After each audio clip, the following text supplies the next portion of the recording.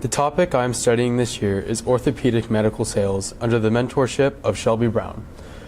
Growing up, I had always known that I wanted to do something in the medical field, but I never knew what. Then I came to the realization that I was not the biggest fan of cutting people open.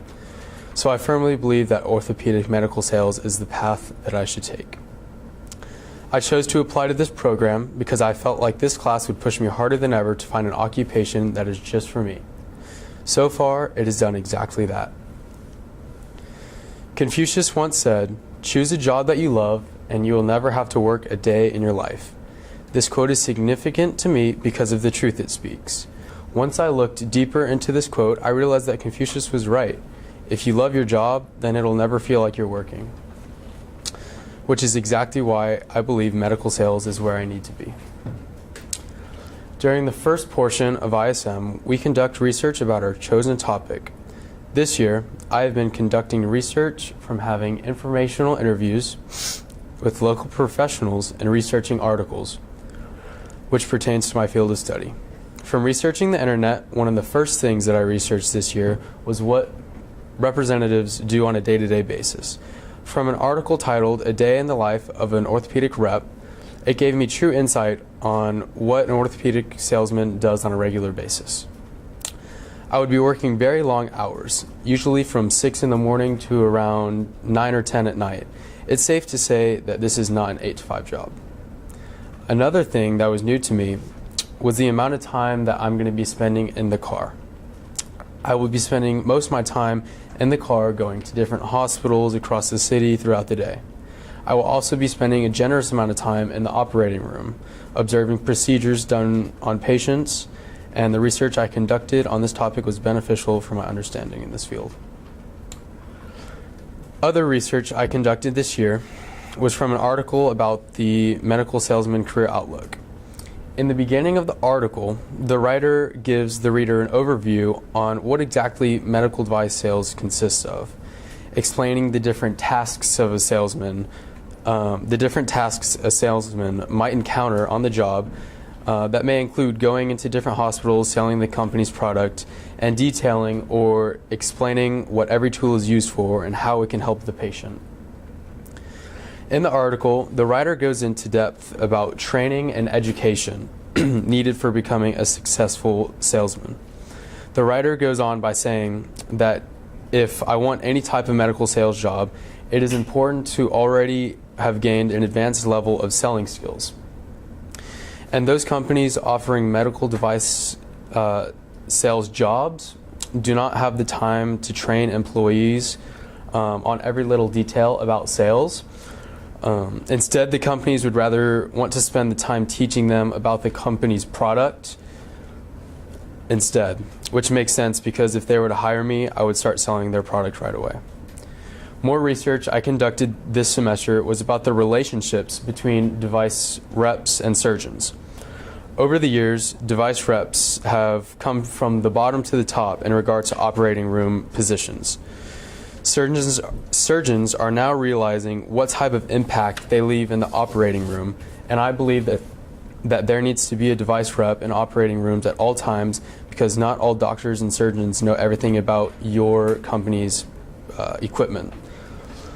It is imperative for surgeons to have device reps in the operating rooms so they can be there for support and also there for any questions that might be asked. Most of all surgeons prefer having a rep with them while the procedure is happening. So they look for them for assistance, whether it is asking for an opinion on whether they should do this or that. Depending on the surgeon, they could ask me whether to step back and let them handle things, or on the contrary, let me intervene with the operation.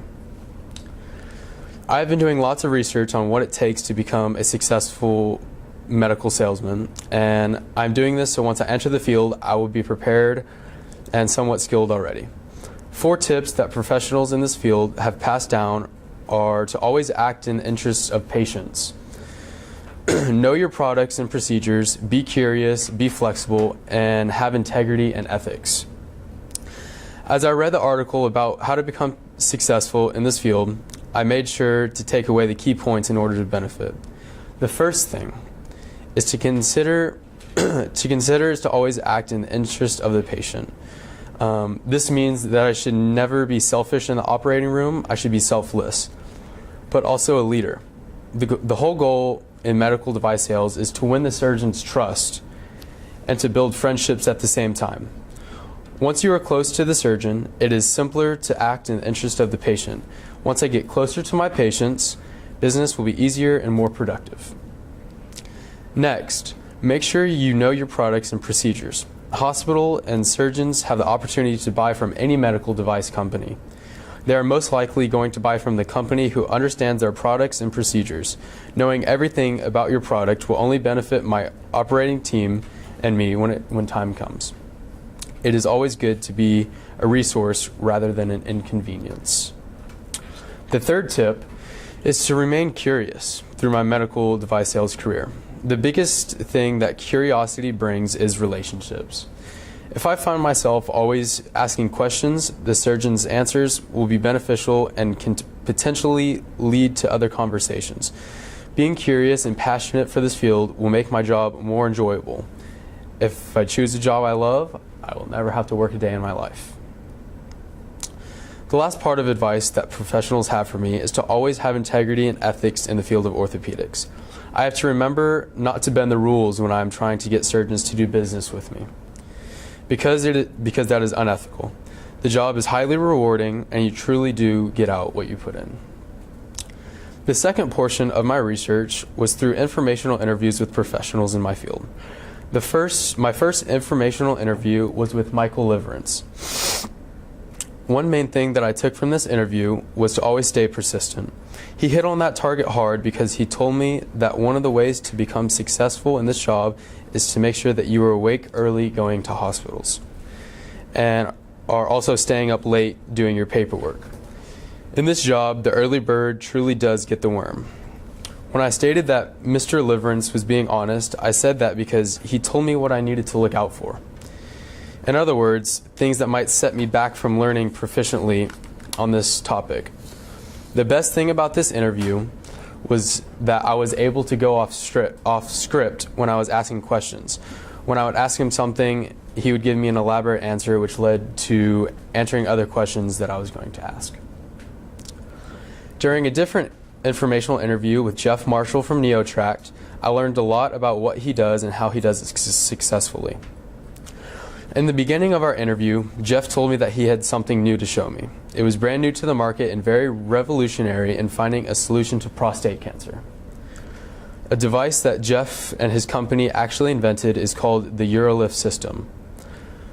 For those of you who don't know, prostate cancer is when a man's passage of the urine gets limited because the prostate blocks the flow.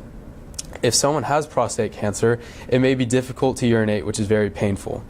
When a man gets prostate cancer, their options are to get on medication or get it surgically removed. Both of these options will help you, but the amount of side effects is vast and the recovery time is extended.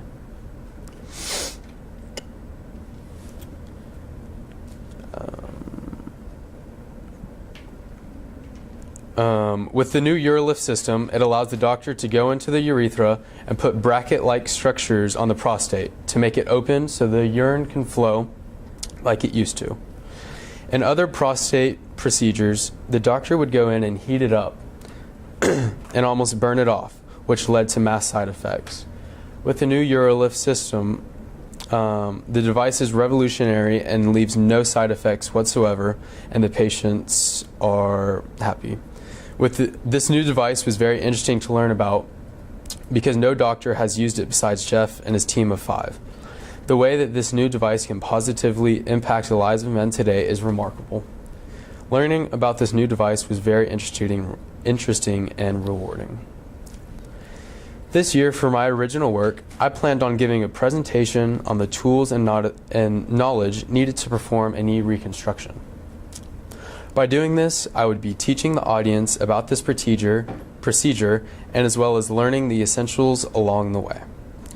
During my research and my mentor visits, I learned information needed to successfully demonstrate the steps in a total knee reconstruction. Here you can see in the beginning, you first need to make an incision on the medial parapatellar line through the skin and the subcutaneous tissue all the way to the joint capsule. Next, you need to extend the incision approximately along the patella, then make a 45 cut medially to split the vastus medialis muscle. Here's a picture in the middle of the surgery. Here they're using a 3/4 inch curved osteotome to remove the posterior osteophytes. And for those of you who don't know what an osteophyte is, it's just a chunk of bone that needs to be removed to create a smoother surface during the procedure. And this is at the end of the procedure. Here you can see that they're putting the implants in. Once the cement hardens, they are to remove the polymer spacer to irrigate the joint, then clean the tibia plate and apply the polymer component.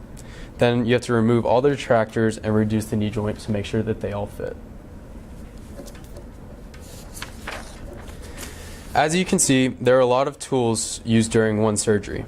Through completing my original work, I hoped to accomplish one main goal, which is to learn. From start to finish, I will have grown in my understanding in this topic, and this will give me the groundwork to further learning for a possible future career for me. As the school year goes on, and I grow mentally in this field, I firmly believe that the sky is the limit.